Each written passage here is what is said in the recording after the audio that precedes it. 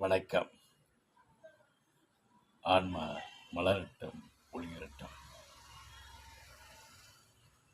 ரமண மகர்ஷி சுவாமிகள் அவர்கள் தன்னுடைய ஆசிரமத்தில் ஒரு நாள் காலை உணவு அதிகமாக சாப்பிட்டு விட்டார்.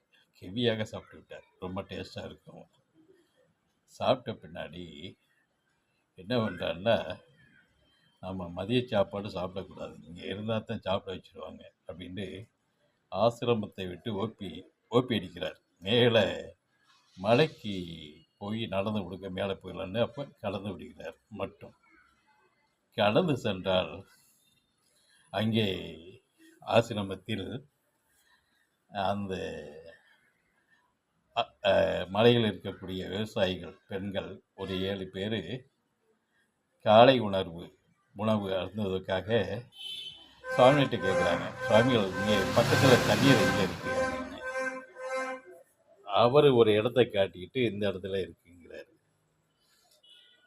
எங்களோட சேர்ந்து சாப்பிடுங்கன்னு சுவாமிகள் அப்படின்னு ரொம்ப வற்புறுத்துகிறாங்க ஒரு பாசமாக. சரி, அங்கேயும் ஒரு சாப்பாடு சாப்பிட்டு விடுகிறார். திருப்பி என்ன வரார், அந்த மலையிலேயே விழாவிட்டு நடந்துட்டு தெரியும் போது இவருக்கு தனித்தாமம் எடுத்து விடுகிறது. அந்த கீழே அந்த குட்டைகள் கிடக்கிற தண்ணியை குடிப்பதற்காக வருகிறார். அங்கு அந்த பெண்கள் மதிய சாப்பாட்டுக்கு ரெடியாக இருக்கிறார்கள். அந்த விவசாய பெண்கள் கட்டாயப்படுத்தி அதே போல மதிய சாப்பாடும் சாப்பிட வச்சுறாங்க. சாப்பிட்டு விடுகிறார். ஆனால் ஞானிகள் நினைத்தது என்னன்னா, நாம் மதிய சாப்பாடை ஆசிரமத்தில் ஓப்பி அடிக்கணும்னு தான் இவர் கிளம்பி போனது. ஆனால் விடலை, இறை விடலை.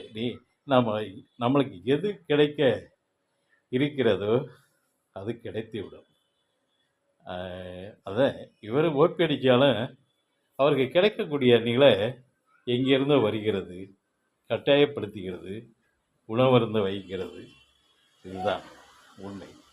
நம்ம கிடைக்கிற நிலை எங்கே இருந்தாலும் வரும். நிச்சயமாக கடந்து செல்ல முடியாது. அதை கடந்து சென்றாலும் விடாது, நம்ம கிடைக்கிறது விடாது. ஞானிகளுக்கும் அதே போலதான், நாம் மாந்தர்களுக்கும் அதே போலதான். இந்த கிடைப்பது யாராலையும் தடுக்க முடியாது. நாம் ஓப்பி அடித்து போனாலும் அங்கேயும் விடாது, உட்கார வச்சிடும். இது உண்மையாக நடந்த நிகழ்வு.